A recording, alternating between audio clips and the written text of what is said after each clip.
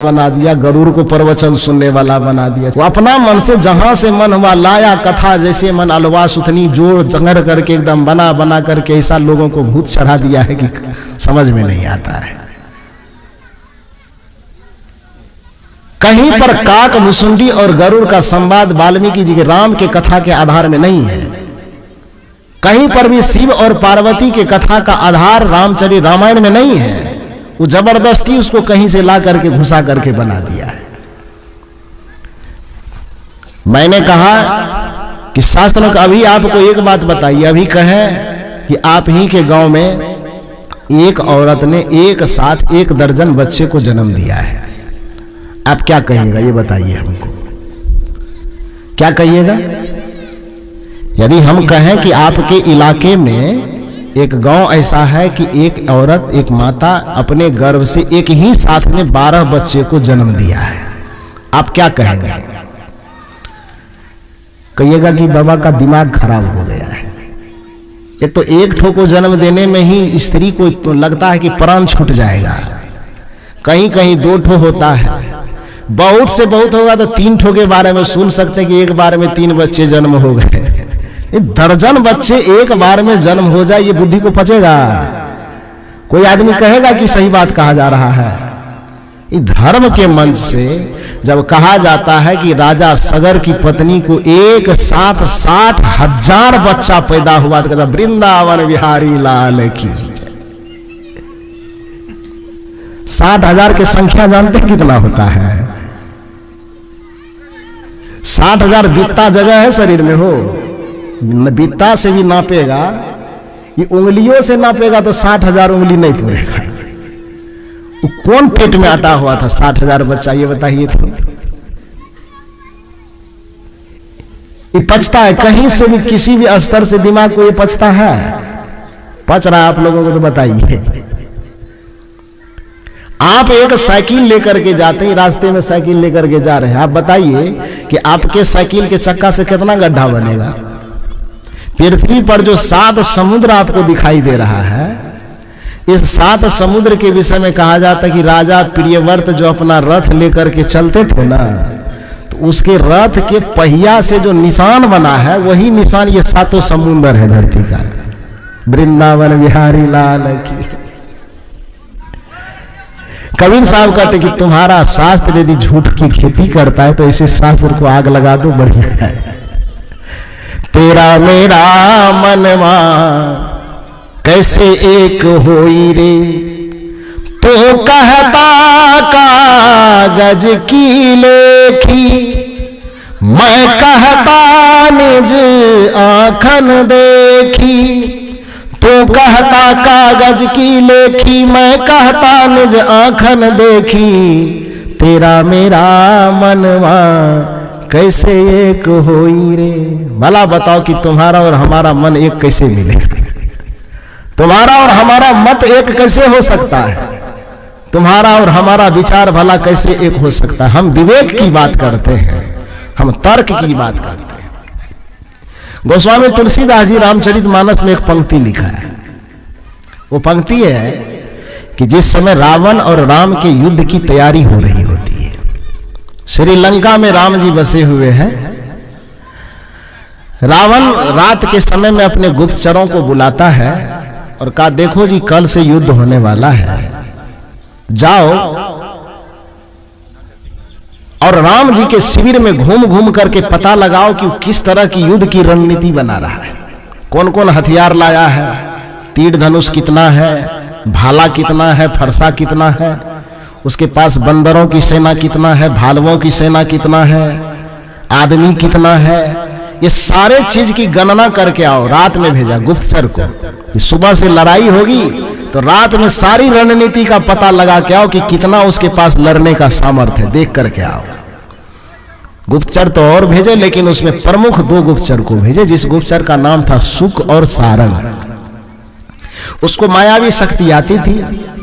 बंदर का वेश बना लिया, शरीर बना लिया, जैसे हनुमान जी के फौज में था सब लोग, तो उस तरह का वेश बना करके और जा करके पूरे शिविर में जितना घर बना हुआ था सब जगह झांक झांक के देखे, भाला कितना है, फरसा कितना है, बम उमलाया है तो वो कितना है, राइफल बंदूक तो उस समय था नहीं जो वो देखेगा। तो जो हथियार था वो हथियार झांक झांक करके देख रहा है, बंदरों की फौज कितनी है, भालुओं की फौज कितनी है, और कितना है। सबके नजर से तो बेचारा बच गए हैं, लेकिन उस शिविर में विभीषण जी भी था। वो चुकुर भुकुर करते हुए ऐसे देखा, ताक झांक करते हुए, तो दिमाग लगाया। और जब उसी के नगर से वो आया था तो जान पहचान तो ही जाएगी। जैसे देखा तो पहचान गया कि तो दिखता है हनुमान बंदर की तरह, लेकिन ये तो है नहीं, तो राक्षस है। विभीषण जी का पकड़ लो इसको, और दोनों को पकड़वा दिया। अब पकड़ के रस्सा में बांध दिया। तो किसी ने कहा इसको मार दो, किसी ने कहा काट दो, किसी ने कुछ। श्री राम जी ने कहा नहीं, मत मारो। जैसा बेचारा इसका धर्म है, ये कर्तव्य है, हमारा भी गुप्तचर उसके यहाँ काम कर रहा है। तो हम तो राजा है, गुप्तचर का वो ड्यूटी है, उसको भेज दिया, वो काम कर रहा है। उसी तरह ये आदमी अपने राजा का काम कर रहा है। कोई अन्याय तो नहीं कर रहा है, कोई गलत नहीं कर रहा है। जिसके यहाँ नौकरी कर रहा है, जो विभाग इसके जिम्मे में है, तो उस काम के लिए इसको भेजा गया है। इसलिए इसको कोई दंड मत दो, न मारो न काटो, कुछ मत करो, इसको छोड़ दो, प्यार से छोड़ दो। छोड़ दिया गया।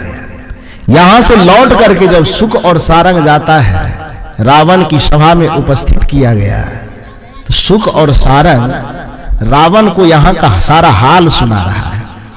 अब हाल सुना रहा है, वो क्या सुनाया होगा तो अलग बात है, लेकिन गोस्वामी तुलसीदास जी रामचरितमानस में इस प्रसंग को लिखते हैं।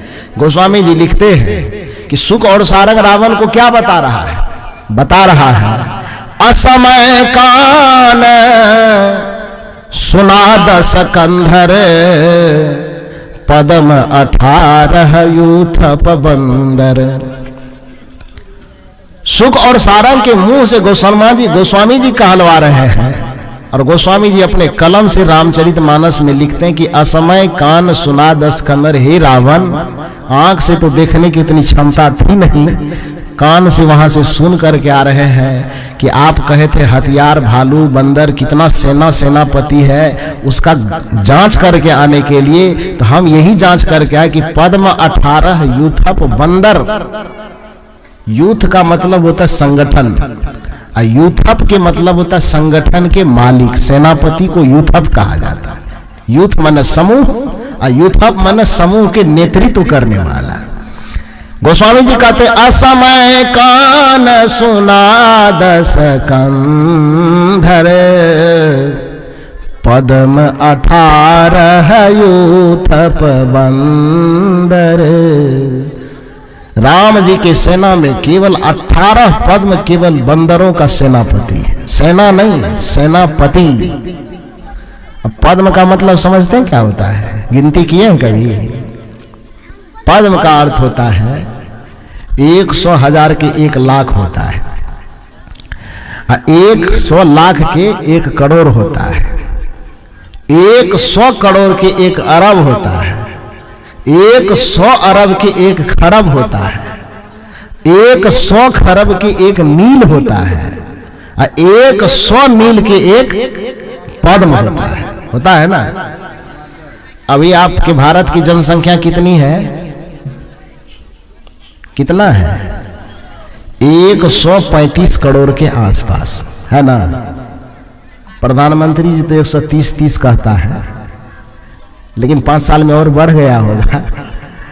तो 135 करोड़ की जनसंख्या आपके पूरे भारत की है। पूरे विश्व की जनसंख्या लगभग 7 अरब के बराबर है, 7 से 8 के बीच में होगा, 8 अरब के बराबर। वैज्ञानिकों का यह मानना है कि यदि यह जनसंख्या 1.5 गुनी से 2 गुनी हो गई पृथ्वी की, तो पृथ्वी का बुकनी उड़ जाएगा। इतने भार को ये बर्दाश्त नहीं कर पाएगा। कितना के? 7 अरब है तो बहुत से बहुत 14 होगा, 20 अरब तक होते होते पृथ्वी तहस नहस हो जाएगी। 20 अरब में। अनिल मन क्या होता है? कितना गिना है आपको? 100 अरब की भी बात नहीं की जा रही, 20 अरब में आपकी धरती पताल में चली जाएगी। अभी सब मिला के पूरे दुनिया, पूरा सृष्टि की बात करें, भारत पाकिस्तान की नहीं, पूरे सृष्टि में जितने मनुष्य की जनसंख्या है वह मात्र 8 अरब के करीब है, और वह 8 अरब वैज्ञानिकों का कहना है कि जिस दिन ये 8 अरब अपना क्रॉस लिमिटेशन को पास किया और 20 अरब के पास पहुंचेगा लगभग, उस दिन पृथ्वी का चकनाचूर हो जाएगा, स्थिति डमाडोल हो जाएगी, बिगड़ जाएगी। इसलिए जनसंख्या नियंत्रण करो, बार बार सरकार कहता है। सब बिल पास हो गया, मोदी जी अब एक के चीज पे लगा हुआ है, जनसंख्या नियंत्रण बिल, उस पर पास करने में लगा हुआ है बेचारा। जिस दिन दाव खेला एकदम सबके नसनाबुल ढीला कर देगा।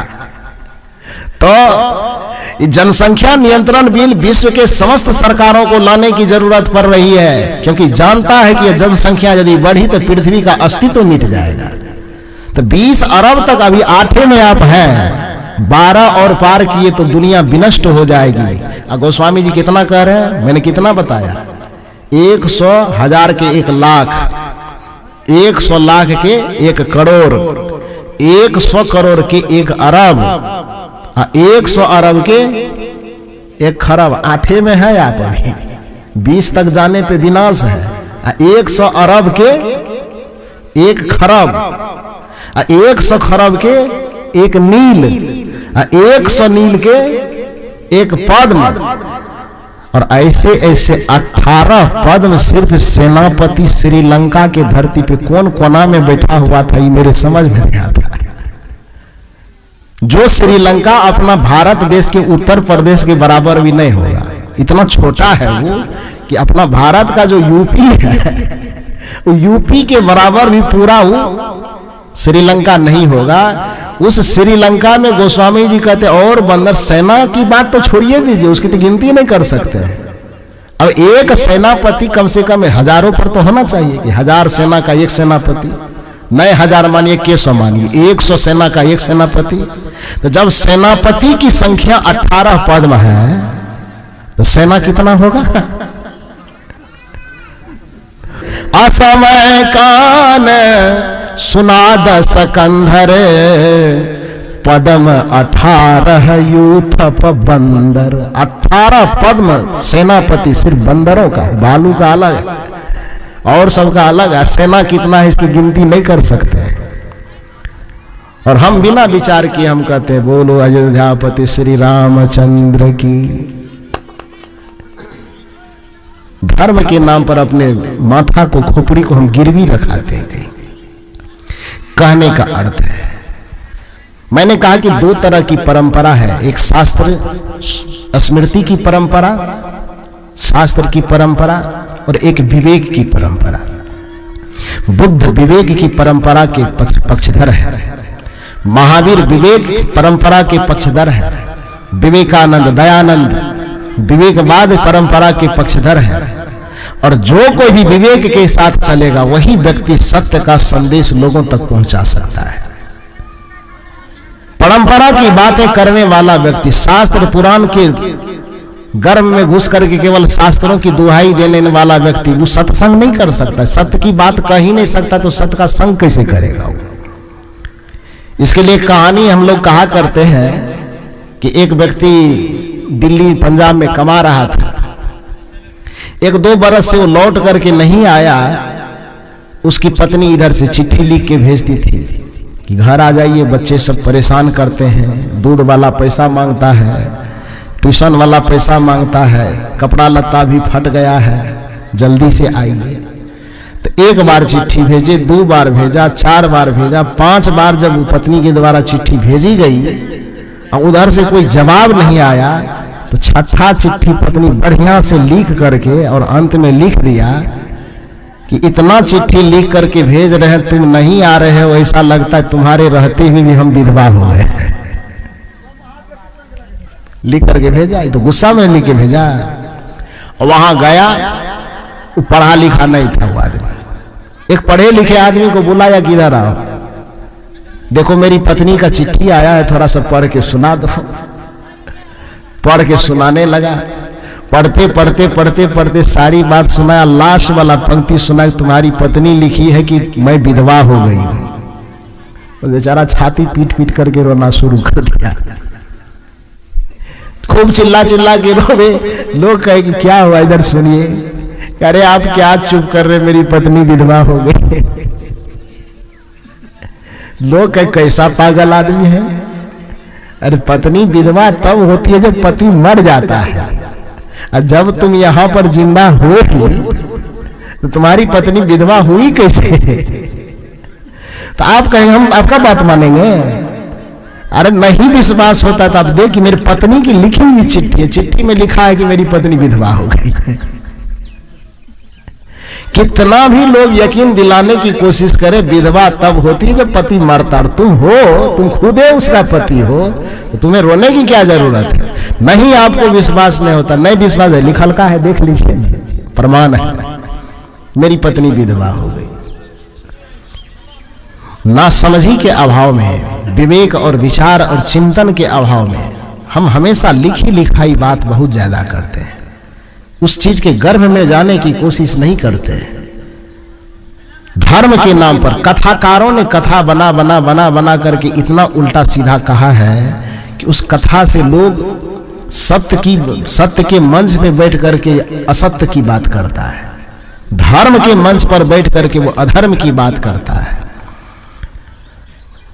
मूल रूप से मैं कहना यह चाहता, भगवान बुद्ध इसलिए कहा करते थे, भगवान बुद्ध का कहना था शास्त्रों की तरफ देखो मत, शास्त्र तुम्हारा उद्धार नहीं कर सकता, कथा कहानी तुम्हारा उद्धार नहीं कर सकता। उद्धार जब भी करेगा अपना आत्मचिंतन तुम्हारा उद्धार करेगा। भगवान बुद्ध इसलिए कहा करते थे कि हे लोगों, यदि किसी ने तुम्हारे शरीर में एक बाण मार दिया, तीर मार दिया है, तो तुम बताओ, यदि तुम उस तीर मारने वाले का पता पूछते हो, यदि तीर मारने वाले के जाति धर्म पूछते हो, यदि तीर मारने वाला किस जगह का रहने वाला, कौन जिला का, कौन नगर का, कौन गांव का, कौन वार्ड का रहने वाला है, इसके खबर में उलझे रहते हो और अपना इलाज नहीं करवाते हो, तो उसका पता खबर लेते लेते, उसका खानदान का खबर पूछते पूछते तुम हो सकता मर भी जाओ। तो यदि तुम्हारे शरीर में किसी ने तीर चुभो दिया है, तीर चुभाने वाला भाग गया है मार करके, तो सबसे पहला कर्तव्य क्या होता है तुम्हारा? क्या होता है? उसके पीछे दौड़ना, उसका खानदान का पता लगाना, तीर कौन लोहार के यहां बना था इसका खबर लेना, न तीर वाले का पता लगाना, न तीर की खबर करना, मारने वाला किस जाति वर्ण धर्म का था इसका पता लगाना नहीं, बल्कि सबसे पहला कर्तव्य यह होता है कि तीर यदि मेरे सीने में चुभ गया है, तीर चुभा करके कोई भाग गया है, तो उसका पता बाद में लगाया जाएगा, समय मिले वक्त मिले तब। सबसे पहला कर्तव्य यह है कि उस घाव का, उस दर्द का इलाज करवाओ। उसी तरह से भगवान बुद्ध का यह कथन है कि उसी तरह से हे मनुष्य, तुम्हारे जीवन में दुख का तीर लगा हुआ है, तुम्हारे जीवन में पीड़ा की तीर लगी हुई है, तुम्हारे जीवन में जन्म मरण के रोग, भव दुख का रोग का तीर लगा हुआ है। सबसे पहला काम यह मत करो कि फलना क्या कहता है, चिल्ला क्या कहता है, वेद क्या कहता है, शास्त्र क्या कहता है, पुराण क्या कहता है, ये क्या कहता है, मंदिर क्या कहता है, मस्जिद क्या, ये मत सोचो। सबसे पहला काम सोचो कि तुम्हारे जीवन में जो दुख का तीर लगा हुआ है उसका इलाज कैसे हो सकता है। तुम्हारे जीवन में जो आवागमन का पीड़ा चुभा हुआ है उसका इलाज कैसे हो सकता है। तुम्हारे जीवन में जो नाना प्रकार के कष्टों का तीर चुभ रहा है उसका इलाज कैसे हो सकता है, इसका चिंतन करो। और उसका चिंतन करने पर एक ही चीज नजर आएगा कि राम की कथा सुनते सुनते हमारे जीवन समाप्त हो जाएंगे, लेकिन राम की कथा सुन करके हमारे जीवन की व्यथा का अंत नहीं हो सकता है। हमें अपने जीवन की व्यथा का अंत करना है तो अपना ही कथा हमें सुनना और पढ़ना होगा। कृष्ण की कथा वो कृष्ण के लिए कारगर हो सकता है, राम की कथा राम के लिए कारगर हो सकता है। राम की कथा से हमको क्या लेना देना है? आपकी पत्नी को किसी ने चुराया है क्या? नहीं न चुराया है, तो वो उसको ढूंढने का क्या उपाय हो सकता है, तो उससे आपको क्या लेना देना है? रावण को जाकर के उसने मार दिया, उससे उसके मारने या न मारने से आपका क्या लेना देना है? आपके जीवन की समस्या का निदान आपकी कथा करेगा, और वो उसके लिए केवल और केवल आप अपने मन को पढ़, रामायण को पढ़िए कि न पढ़िए, गीता को पढ़िए कि न पढ़िए, वेद को पढ़िए कि न पढ़िए, शास्त्र को पढ़िए कि न पढ़िए, सत्संग स्थल पर आने के बाद अपने अंतर में उतर करके केवल अपने अंतःकरण को पढ़ना शुरू कीजिए। और जो व्यक्ति अपने अंतःकरण को पढ़ना शुरू करेगा, इसी अंतःकरण में राम भी है, रावण भी है, कृष्ण भी है और कंस भी है, भगवान भी है और शैतान भी है। उस शैतान को मारने की कोशिश कीजिए और भगवान तत्व को उद्घाटित करने की कोशिश कीजिए, रावण को पराजित कीजिए और राम को विजयी बनाइए, क्योंकि भीतर में दोनों का द्वंद्व चल रहा है। महाभारत के मैदान में महाभारत का युद्ध 18 दिन में समाप्त हो गया, लेकिन आपके हृदय में कौरव और पांडव दोनों पक्ष खड़े अनादि काल से लड़ाई लड़ रहा है। उसमें प्रत्येक व्यक्ति को उस महाभारत में धर्म को जिताना है और अधर्म को हराना है, पुण्य को जिताना है, पाप को हराना है। और ये प्रत्येक व्यक्ति का महाभारत अलग अलग है, उस सबको अपने अपने तरीके से लड़ना होगा। अपनी समस्या, क्योंकि सबकी समस्या अलग अलग है, और किसी दूसरे की समस्या दूसरे के समस्या में घुसाएंगे तो किसी का समाधान नहीं होगा। कहा कैसे?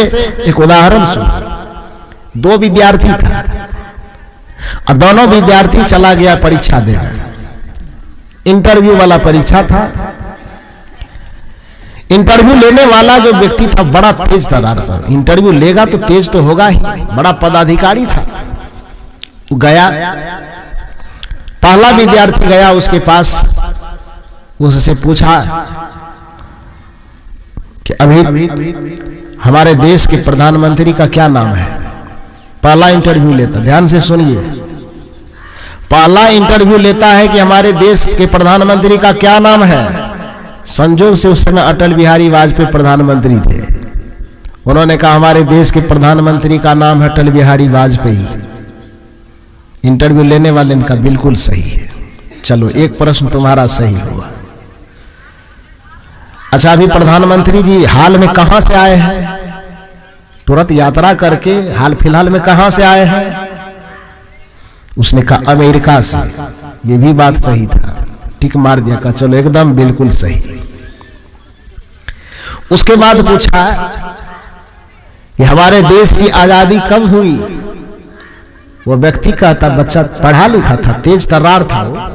उसने कहा कि 1857 में आजादी की प्रक्रिया शुरू हुई थी और 1947 में जाके सफलता मिली। ये भी बात सही थी, टिक मार दिया, कहा एकदम बिल्कुल सही, नौकरी तुम्हारी हो जाएगी।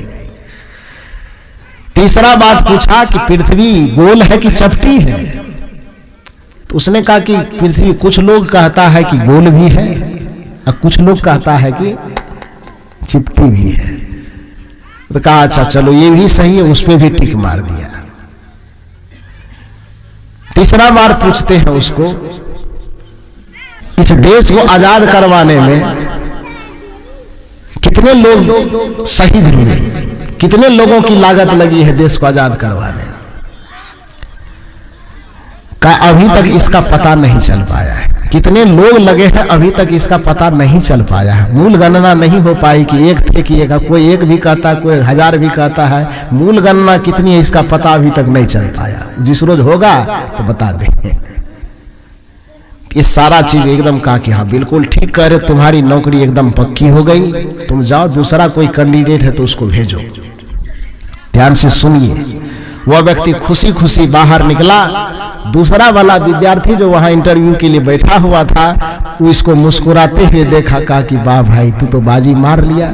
कहा हाँ भाई बाजी तो सही में मार ली, एकदम सारा जवाब हम सही दे करके आए हैं। तो कहा कि तुम क्या जवाब दियो हमको भी बताओ ना, हम भी वही जवाब दे देंगे, हो जाएगा। वो जवाब सुन करके उसको एक एक करके क्वेश्चन आंसर बता ही रहा था कि तब तक में घंटी बज गई कि जल्दी आई। विद्यार्थी कहता देखो अब प्रश्न और उत्तर दोनों बताओगे तो घंटी बज गई, हमको जल्दी जाना है। तो प्रश्न क्या है ये नहीं बताओ, उत्तर क्या क्या देना वो केवल बताओ। प्रश्न पूछेगा हम 1 नंबर का ये उत्तर, 2 नंबर का ये उत्तर, 3 नंबर का ये उत्तर देते चले जाएंगे।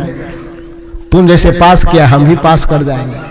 तो हड़बड़ी में बताया कि पहला प्रश्न जब पूछेगा तो उसका जवाब हम दिए अटल बिहारी वाजपेयी। तो 1 नंबर का जवाब अटल बिहारी वाजपेयी। 2 नंबर का जवाब कहां से आया है?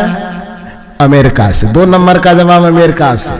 3 नंबर का जवाब पृथ्वी कैसी है, गोल है कि चपटी?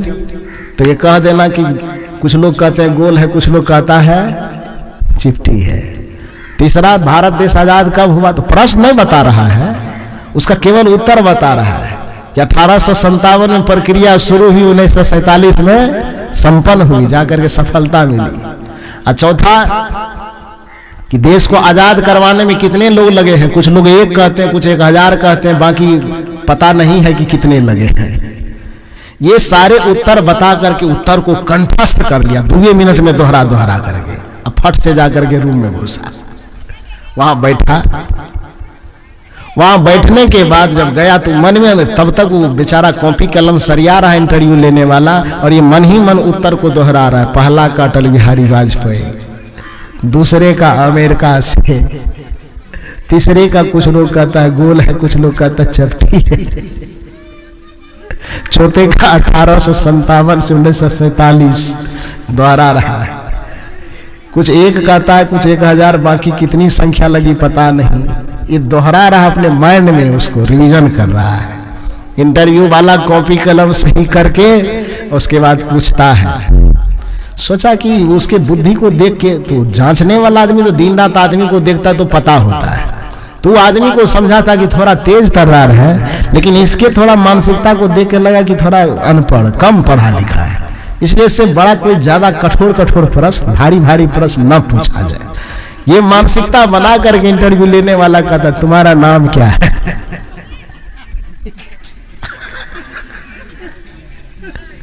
रट्टा था क्या रट के आया था? कहता तुम्हारा नाम क्या है? हड़बड़ा के कहता है श्री अटल बिहारी वाजपेयी। इंटरव्यू लेने वाला का, अच्छा तो ये प्रधानमंत्री का इंटरव्यू ले रहे हो क्या?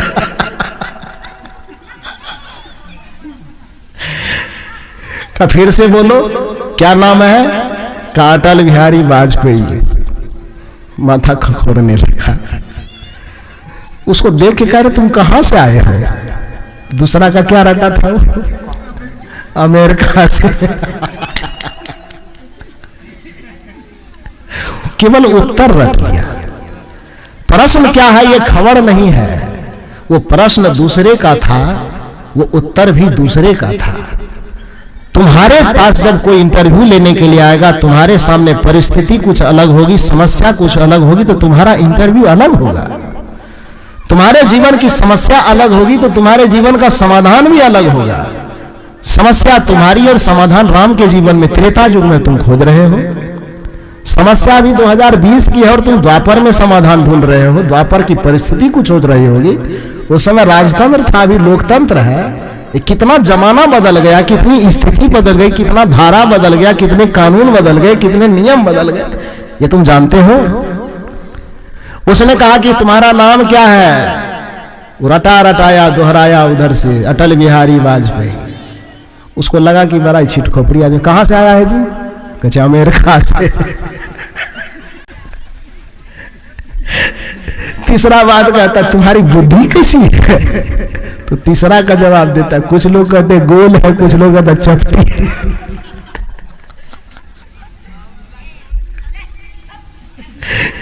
इंटरव्यू लेने वाला सोचता बड़ा गजब आदमी है। तुम्हारा जन्म कब हुआ? साधारण प्रश्न, तुम्हारा जन्म कब हुआ?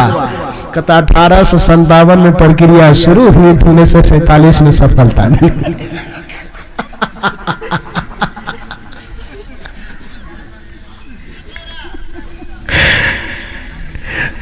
इंटरव्यू लेने वाला पूरा गुस्सा गया। बेट को कहेगा तुम्हारे बाप का क्या नाम है? कैसे 1-2 हो तो बताओ, कितने लोग लगे हैं इसका मुझे भी पता नहीं।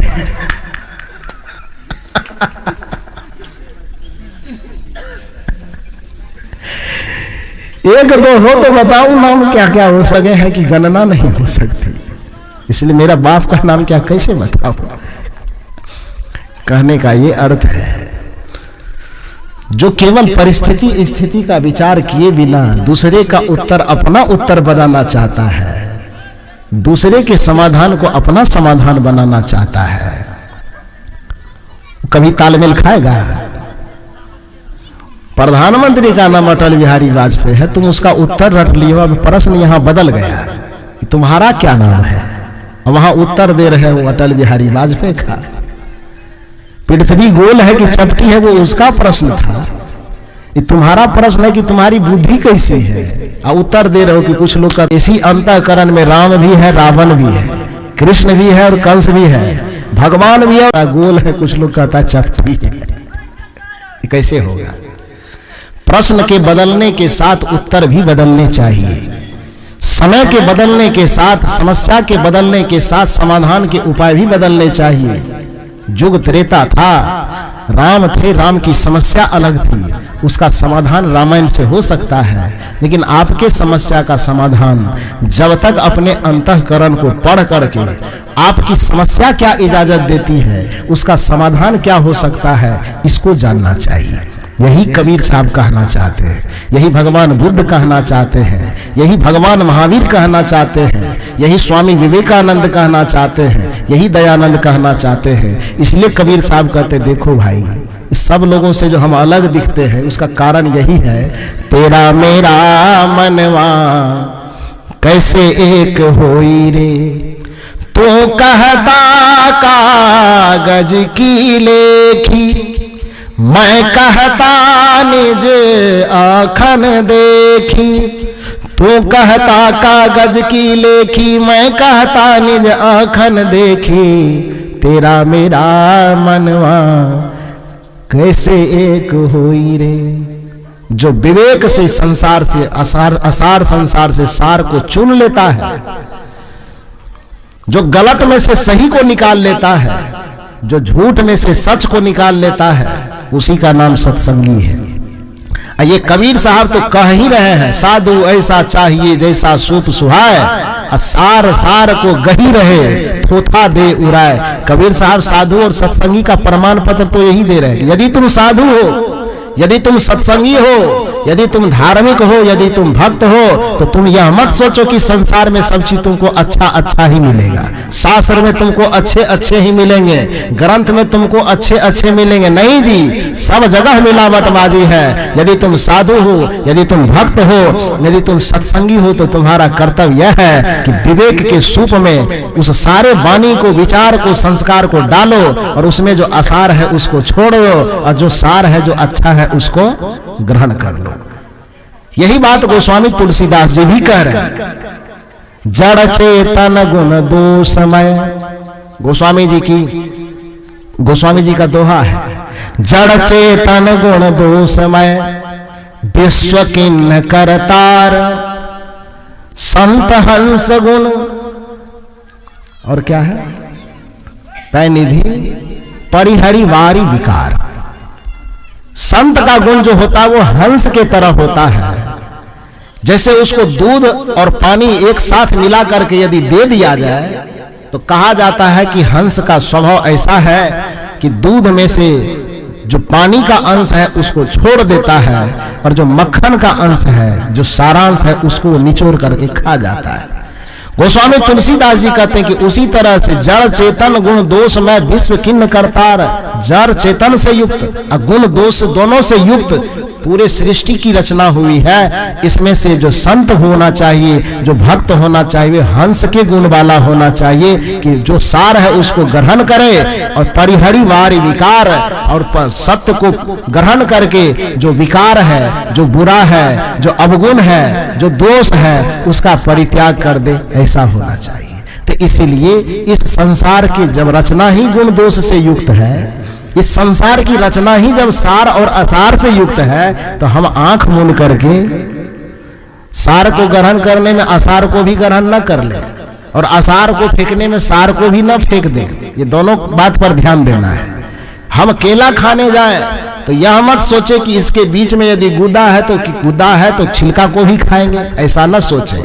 और यह भी न सोचें कि छिलका को यदि फेंकना ही है तो साथ साथ केला को भी फेंक दें, ऐसा नहीं।